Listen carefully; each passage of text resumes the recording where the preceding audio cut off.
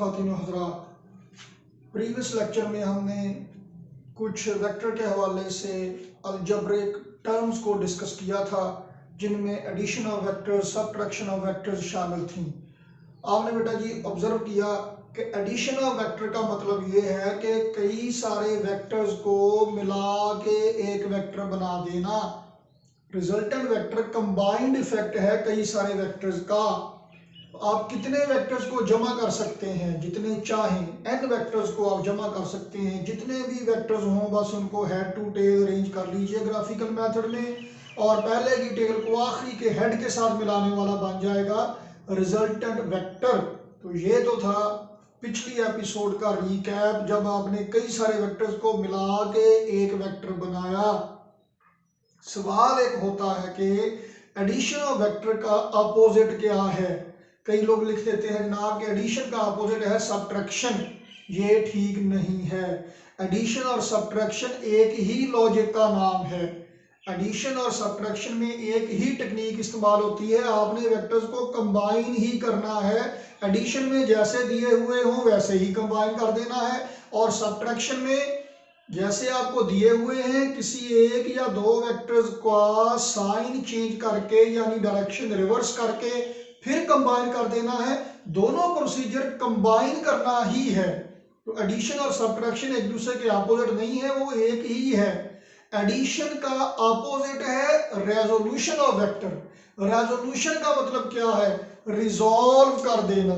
Resolve कर देना मतलब तहलील कर देना, तोड़ देना। आप वेक्टर्स को तोड़ के, जब आप कई सारे वेक्टर्स को जोड़ के एक वेक्टर बनाते हैं तो ये एडिशन है, और जब आप एक वेक्टर को तोड़ के उसके हिस्से कर लेते हैं ये है वेक्टर्स का रेजोल्यूशन। वेक्टर को रिजॉल्व करना। वेक्टर को रिजॉल्व करके क्या बनेगा? हमने ये बात की थी एडिशन में कि जो रिजल्टेंट वेक्टर है वो तमाम वेक्टर्स के अब्बा जी हैं, तो जो उसके बच्चे हैं वो है उसके कंपोनेंट्स। तो आज का लेक्चर में आपकी बुक पे टॉपिक है rectangular components of a vector. मैंने हेडिंग लिखी है रेजोल्यूशन ऑफ वेक्टर। वेक्टर को रिजॉल्व करेंगे, तोड़ेंगे तो उसके बच्चे बनेंगे, उसके कंपोनेंट बनेंगे। क्या होते हैं ये बच्चे, कहाँ से आते हैं ये बच्चे, कैसे बनते हैं ये बच्चे, और क्या अच्छे होते हैं ये बच्चे। तो देखते हैं जनाब, बच्चे मतलब वेक्टर के बच्चे मतलब वेक्टर के कंपोनेंट देखते हैं। तो हमारे पास हम शुरू करते हैं जी। एक वेक्टर है, हम उसे नाम दे लेते हैं ए। लो जी, फ्रेम ऑफ रेफरेंस बनाते हैं। तो जनाब जब आप फ्रेम ऑफ रेफरेंस बनाया करते हैं ये वाला, इसके 1 2 3 4 हिस्से हैं। हर हिस्से को कहते हैं एक क्वाड्रेंट। क्वाड चौथा हिस्सा, ये पहला क्वाड्रेंट होता है, ये दूसरा सेकंड, ये थर्ड, और ये वाला फोर्थ क्वाड्रेंट होता है। फर्स्ट क्वाड्रेंट में x की वैल्यू पॉजिटिव, y की वैल्यू पॉजिटिव। सेकंड क्वाड्रेंट में ये इतने हिस्से में है, y की वैल्यू पॉजिटिव, x की वैल्यू नेगेटिव। थर्ड क्वाड्रेंट में x और y दोनों की वैल्यू नेगेटिव। फोर्थ क्वाड्रेंट में x की वैल्यू पॉजिटिव और y की वैल्यू नेगेटिव। ये 4 क्वाड्रेंट बनते हैं फ्रेम ऑफ रेफरेंस में। अगर ये 2 डायमेंशन में है तो उसमें से हम अपनी सूरत के लिए सिर्फ फर्स्ट क्वाड्रेंट अभी बना रहे हैं। ये है बेटा जी ओरिजिन, ये x axis positive x axis और ये पॉजिटिव वाई एक्सिस है जी। यहाँ पे हमारे पास एक वेक्टर है जो ओरिजिन से शुरू होता है और इसकी टेल है ओरिजिन पे, हेड है इसका पॉइंट P पे, और वेक्टर का नाम है A, लेंथ है इसकी OP। पॉइंट P के कोऑर्डिनेट्स क्या हैं? x कोऑर्डिनेट क्या है, y कोऑर्डिनेट क्या है, यानी पॉइंट P ओरिजिन से x एक्सिस की सिमत में कितना वाक़े है और y एक्सिस की सिमत में कितना वाक़े है। बहरहाल ये जनाब आली वेक्टर ए बना दिया गया है। तो अब हम इसके कंपोनेंट बनाएंगे, इसको तोड़ेंगे। चले पहले मैं जनरली बनाता हूँ। अभी थोड़ी ही देर पहले मैंने कहा कि आप बहुत सारे वेक्टर्स को मिला के एक वेक्टर बना सकते हैं। देखिए एक वेक्टर है, दूसरा है, तीसरा है, क्रॉस करके चला गया, चौथा, पांचवा, छठा, सातवां। रिजल्टेंट वेक्टर कौन सा होगा जनाब? ये पहले वेक्टर की टेल को आखिरी वेक्टर के हेड के साथ मिलाने वाला, ये है रिजल्टेंट वेक्टर इसमें। और ये सारे क्या हैं? ये इस वेक्टर के बच्चे हैं, ये इस वेक्टर के कंपोनेंट हैं। अब देखिए हमारे पास ये वाला वेक्टर है जी एक, इसके कितने कंपोनेंट हो सकते हैं? जब ढेर सारे वेक्टर्स को मिला के एक वेक्टर बन सकता है, तो एक वेक्टर के भी ढेरों ढेर कंपोनेंट हो सकते हैं, कोई पाबंदी नहीं है। तो देखिए मैं रैंडमली बनाता हूं जी। शर्त क्या है? तमाम कंपोनेंट्स हेड टू टेल जुड़े हुए होने चाहिए, और रिजल्टेंट कैसा होना चाहिए? जो पहले की टेल को आखिरी के हेड के साथ मिला रहा हो। तो इसके कितने बच्चे हैं? 1 2 3 4 5 6 7 8 9 बच्चे हैं इसमें, सारे बहन भाई हैं आपस में, ये 9 इसके कंपोनेंट हैं। तो जनाब एक वेक्टर के बहुत सारे कंपोनेंट हो सकते हैं। वो कहते एक बंदा जा रहा था, उसके भी 9 बच्चे थे, ट्रेन में जा रहा था, किसी ने पूछा जनाब ये सारे आपके बच्चे हैं? कहता हाँ जी जनाब अल्लाह का शुक्र है सारे मेरे ही है। कहते वो महकमा बहबूद आबादी वाले तो कहते हैं कि बच्चे 2 ही अच्छे, आप 9 लिए फिर रहे हैं। कहता है तो ये 9 अच्छे, इनमें 2 ही हैं। तो जनाब एक वेक्टर के कंपोनेंट बहुत सारे हो सकते हैं, हमने बनाना है रेक्टेंगुलर कंपोनेंट्स। रेक्टेंगुलर कंपोनेंट्स कौन से होंगे? जो रेक्टेंगल जैसी खसूसियात वाले होंगे, यानी कि जो आपस में 90 के एंगल पे होंगे, जो कि आपस में परपेंडिकुलर होंगे, वो कहलाएंगे रेक्टेंगुलर कंपोनेंट्स। तो आइए देखते हैं जी, मैं 2 तरह से एक वेक्टर को रिजॉल्व करूंगा उसके कंपोनेंट्स में। एक वो डायग्राम जो बुक पे बनी होगी, दूसरी मैं यहाँ पे बनाऊंगा। मैं इसलिए बनाऊंगा क्योंकि ज्यादातर हम ऐसे ही काम किया करेंगे, है एक ही बात, बस थोड़ा सा फर्क है। तो चलें जी जनाब अली, हमने क्या करना है? वेक्टर ए है हमारे पास, इसके हेड से पॉइंट पी से परपेंडिकुलर ड्रा कर लेते हैं। ऐसे करके हम इसे कहते हैं कि परपेंडिकुलर ड्रा कर लीजिए ऑन एक्स एक्सिस, या नॉर्मल ड्रा कर लीजिए एक्स एक्सिस पर। ये लाइन एक्स एक्सिस को 90 के एंगल पे कट करती है, ये वाला एंगल 90 का बनता है। या हम इसके लिए टेक्निकली जो लफ्ज इस्तेमाल करते हैं वो है projection of vector A on x axis. Projection of vector A on x axis. अर्ज ये है कि बातें बेटा छोटी छोटी होती हैं, लेकिन उनको समझना जरूरी होती है, जरूरी होता है, वो आगे जाके बहुत काम आने वाली होती हैं, इसीलिए आपसे की जाती हैं। तो बराए मेहरबानी लेक्चर रेगुलर अटेंड किया कीजिए, ध्यान से देखा कीजिए, कोई मसला हो तो डिस्कस किया करें, लेकिन मेक इट श्योर कि आपको समझ लग गई है। कोई एक पॉइंट भी आपका रह गया तो सारी उम्र तंग करेगा। मैं अक्सर एक लतीफ़ा सुनाया करता हूँ क्लास में, एक डॉक्टर साहब के पास मरीज गया कोई चेकअप कराने के लिए, तो डॉक्टर साहब ने उसकी रिपोर्टें देख के कहा कि ओए होए होए काका तेनू ते वो बीमारी है जिहड़ा मैं चैप्टर ही छड्ड दित्ता सी, अब हो गया इलाज मरीज का। तो बराए मेहरबानी ऐसा बिल्कुल मत कीजिए, अपने मुस्तकबिल के साथ खिलवाड़ ना कीजिए, बड़ी मेहरबानी आपकी। तो बात ध्यान से सुन लें, वेक्टर ए का प्रोजेक्शन है एक्स एक्सिस पे। प्रोजेक्शन का मतलब क्या है? जब आप पैदा हुए तो सबसे पहले तो खुशी मनाई गई होगी कि हमारे घर काका हुआ है जी, बेटा हुआ या बेटी हुई या जो भी हैं। फिर आपका नाम रखने का मरहला आया होगा, फिर आपकी मामा ने कहा होगा कि मेरा ये जो चांद सा बेटा है या बेटी है मामे पे चला गया, फूफी पे चला गया, खाला पे चला गया, अब्बा जी पे चला गया। पहले सारे खुशी खुशी कहते हैं कि फलाने ते गया फलाने ते गया, बाद जो पुट्ठे काम करदा फिर कहते तेरे ते चला गया।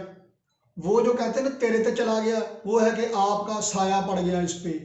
He has projection of you on himself, उसका प्रोजेक्शन है आप पर, उसका साया है आप पर। फलां का साया पड़ गया, ये फलां पर चला गया तो फलां का असर हो गया इस पर, तो उसका असर हो गया इस पे, उसका प्रोजेक्शन है इस पर, उसका असर है इस पर। वेक्टर ए का असर एक्स एक्सिस की सिमत में, वेक्टर ए का असर वाई एक्सिस की सिमत में। देखिए पॉइंट पी तक पहुंचने के लिए कुछ सफर ओरिजिन से किया गया एक्स एक्सिस की सिमत में, और कुछ किया जाएगा वाई एक्सिस की सिमत में। वो एक्स एक्सिस की सिमत में जितना सफर किया गया वो क्या है? वेक्टर ए का असर जो एक्स एक्सिस की सिमत में है। Effective value of a vector in a specific direction, ये है कंपोनेंट की डेफिनेशन। बुक पे पहली लाइन में ये लिखी हुई है जहां से टॉपिक शुरू होता है।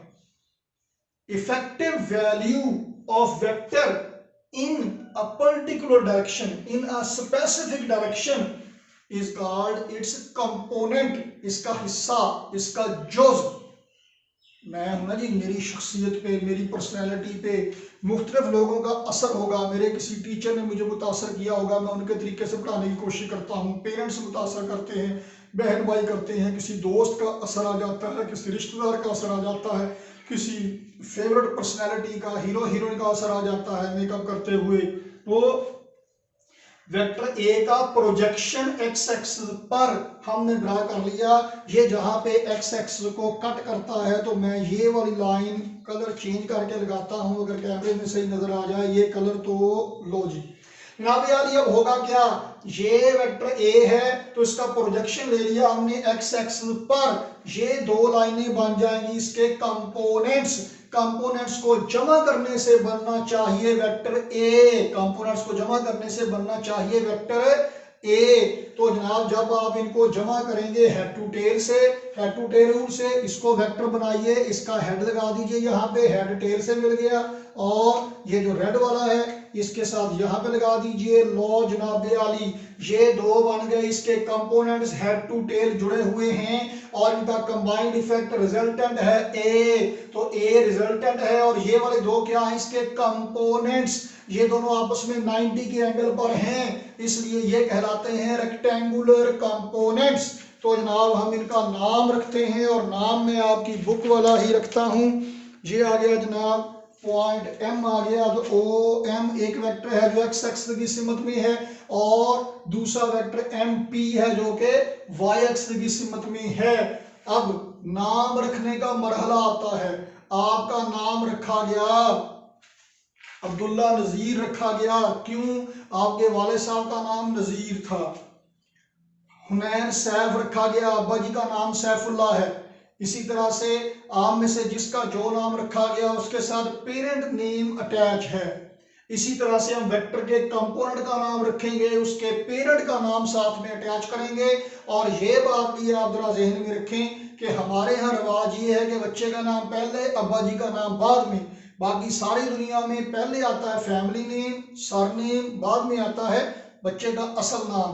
तो हम यहाँ भी ऐसे इंटरनेशनली एक्सेप्टेड प्रैक्टिस करेंगे। ये इस वेक्टर का वो कंपोनेंट है जो एक्स एक्सिस की सिमत में है। तो जनाब इसका नाम क्या रखेंगे, पहले पेरेंट का नाम ए, और अब ये एक्स एक्सिस की सिमत में है तो ए एक्स आ गया। ये क्या है, वेक्टर ए का वो कंपोनेंट जो एक्स एक्सिस की सिमत में है, इसे कहते हैं ए एक्स। ये जो नीचे करके बेटा जी एक्स लिखा गया है ये है सबस्क्रिप्ट। स्क्रिप्ट कहते हैं फिल्मों का स्क्रिप्ट, आपने सुना होगा। और अगर ये ऐसे ऊपर स्क्वायर डाला हो तो इसे कहते हैं सुपर स्क्रिप्ट।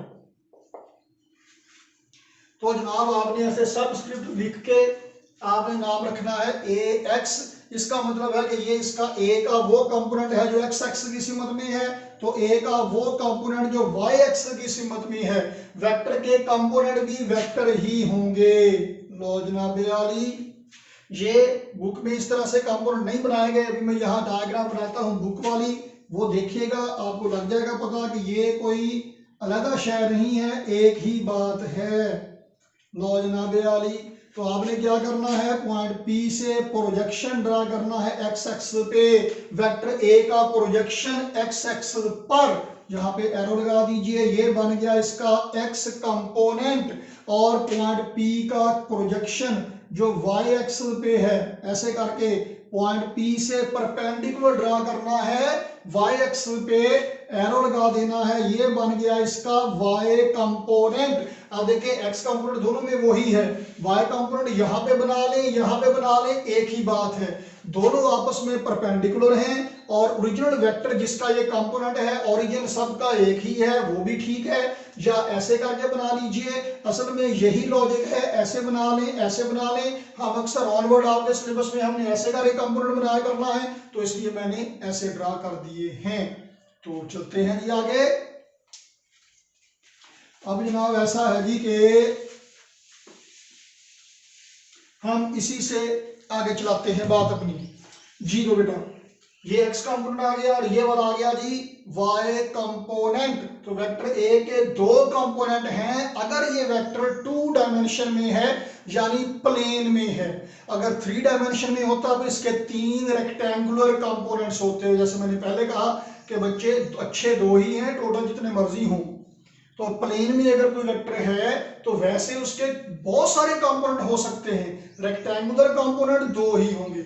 स्पेस में वैसे जितने मर्जी कंपोनेंट बना दें, लेकिन रेक्टेंगुलर कंपोनेंट 3 ही होंगे। फिर एक को x कहेंगे, दूसरे को y कहेंगे और तीसरे को z कंपोनेंट कहेंगे।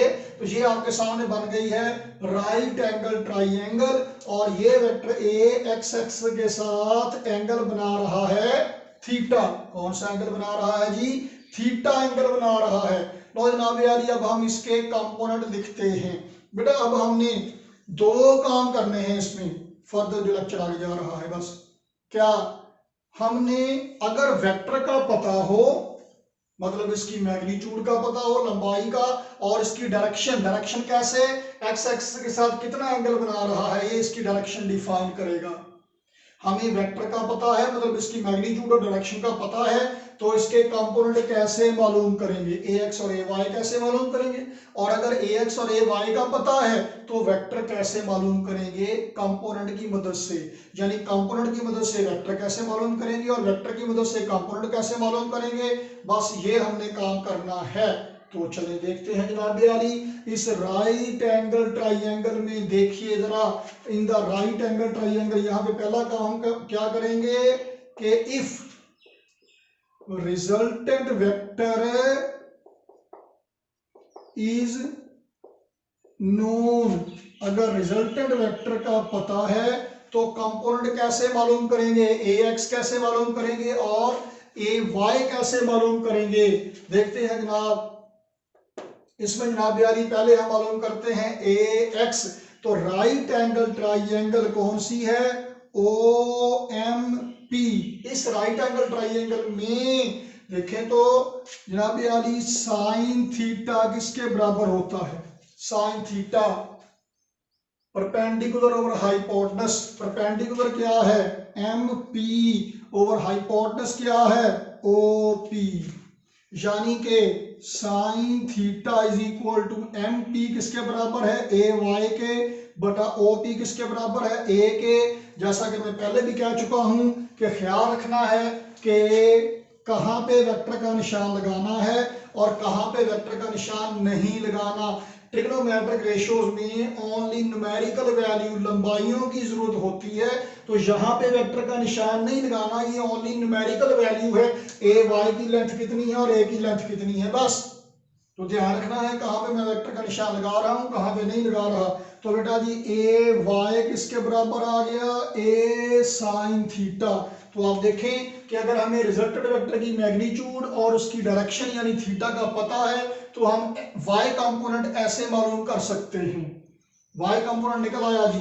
तो ऐसे ही जनाब चले चार दीवारी में रख दे कहीं दौड़ ना जाए। तो जनाब अब cos थीटा देखें इसी राइट एंगल ट्राइंगल में, ये है base OM over hypotenuse OP। यानी कि cos theta is equal to AX over A, तो AX is equal to A cos theta. लो जनाब अली x कंपोनेंट भी निकल आया, क्या हुआ जी, x कंपोनेंट भी निकल आया। हमें रिजल्टेंट वेक्टर की मैग्नीट्यूड और डायरेक्शन का पता था, तो हमने x कंपोनेंट भी इसका निकाल लिया है। ओके चलें जी। तो अब अगर if components are known, components are known या कंपोनेंट्स आर गिवन, अगर हमें कंपोनेंट्स का पता है तो फिर हम रिजल्टेंट वेक्टर कैसे मालूम कर सकते हैं। AX और AY का पता है, हमने रिजल्टेंट की मैग्नीट्यूड A मालूम करना है और थीटा भी मालूम करना है। तो चलो जनाब अली हम मालूम करते हैं। देखिए जी राइट एंगल ट्राइंगल है, ये सैंपल है राइट एंगल ट्राइंगल का OMP। इसमें पहले मरहले में हम ax और ay की मदद से रिजल्टेंट वेक्टर a मालूम करते हैं। तो राइट एंगल ट्रायंगल में बेस और परपेंडिकुलर का आपको पता है, हाइपोटेनस मालूम करना है। तो क्या करें, पाइथागोरस थ्योरम बहुत ही मशहूर है, मसला फिसागोरस लगा दीजिए। लो जी, OP क्या है बेटा जी, A। यहां फिर सिर्फ मैग्नीट्यूड लिखना है, न्यूमेरिकल वैल्यू लिखना है ओनली। तो a का square is equal to ax का स्क्वायर प्लस ay का स्क्वायर। ठीक हो गया जनाब, यानी कि vector a is equal to x component का स्क्वायर प्लस y कंपोनेंट का स्क्वायर अंडर रूट। देखिए आपको ax और ay का पता था, रिजल्टेंट की मैग्नीट्यूड आपने निकाल ली है, रिजल्टेंट की मैग्नीट्यूड निकाल ली। अब डायरेक्शन मालूम करना है, थीटा मालूम करना है। राइट एंगल ट्रायंगल में बेस और परपेंडिकुलर का आपको पता है, एंगल मालूम करना है। कोई ऐसी ट्रिग्नोमेट्रिक रेशियो देखें जिसमें बेस और परपेंडिकुलर दोनों आते हैं। तो tangent theta is equal to perpendicular over base, यानी थीटा इज इक्वल टू। मुअज़्ज़ज़ खातिनो हजरात, एक बात याद रखिए कि अगर आपके पास तीन कंपोनेंट हों 3D में, 3 डायमेंशन में वेक्टर है एक्स वाई जी, तीन कंपोनेंट हैं, तो रिजल्टेंट की मैग्नीट्यूड के लिए आप ax square plus ay square plus az square under root लगा सकते हैं। लेकिन एंगल के लिए कोई से दो कंपोनेंट आएंगे, x और y और z, x और z कोई दो। क्यों?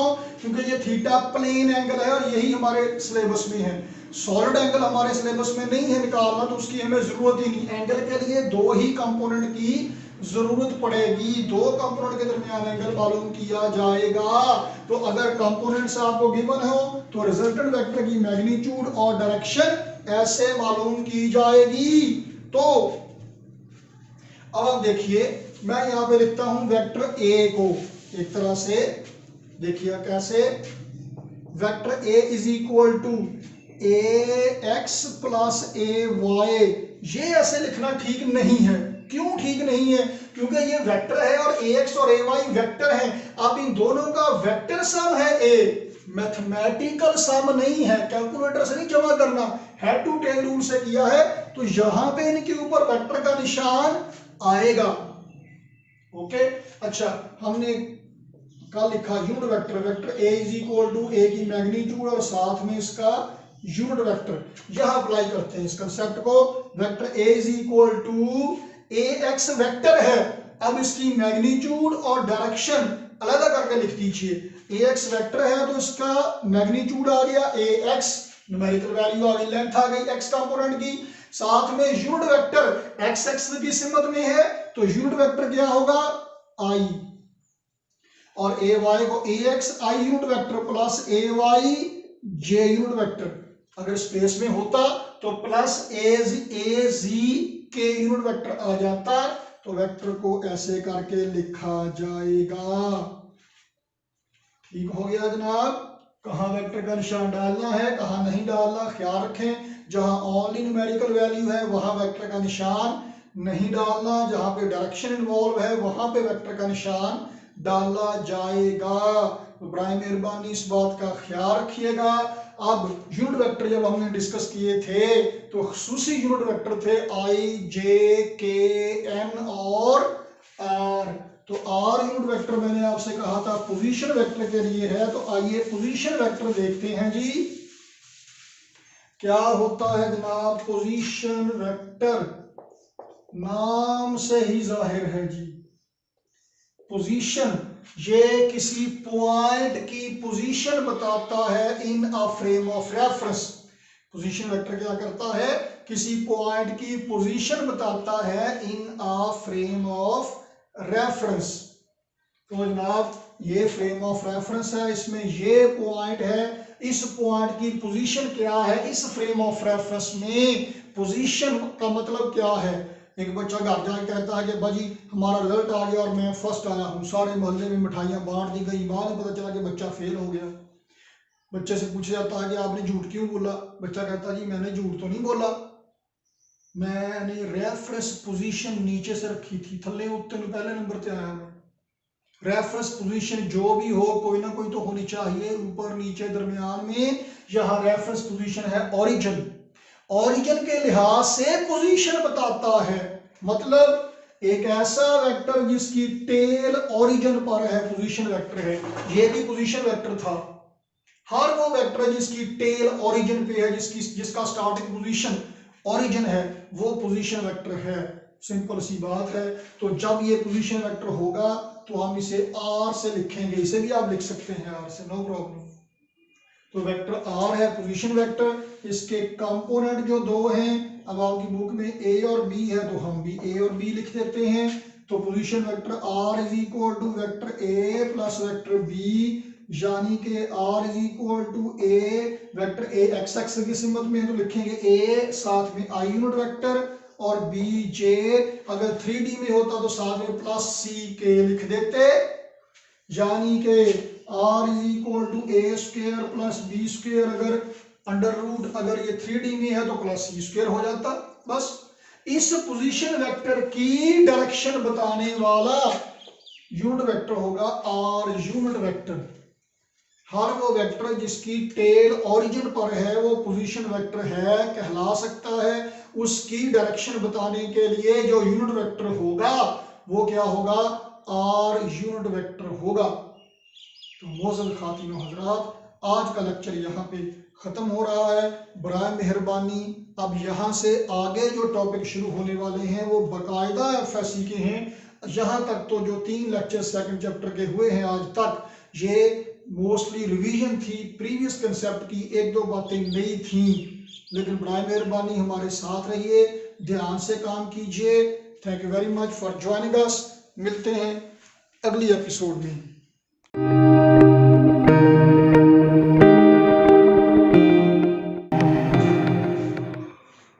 आप फिजिक्स पढ़ते हैं, आप पढ़ते हैं, आपको कोई मोटिवेशन चाहिए, देखते रहिए, सब्सक्राइब कीजिए हमारा चैनल थिंक फिजिक्स विद जीरत।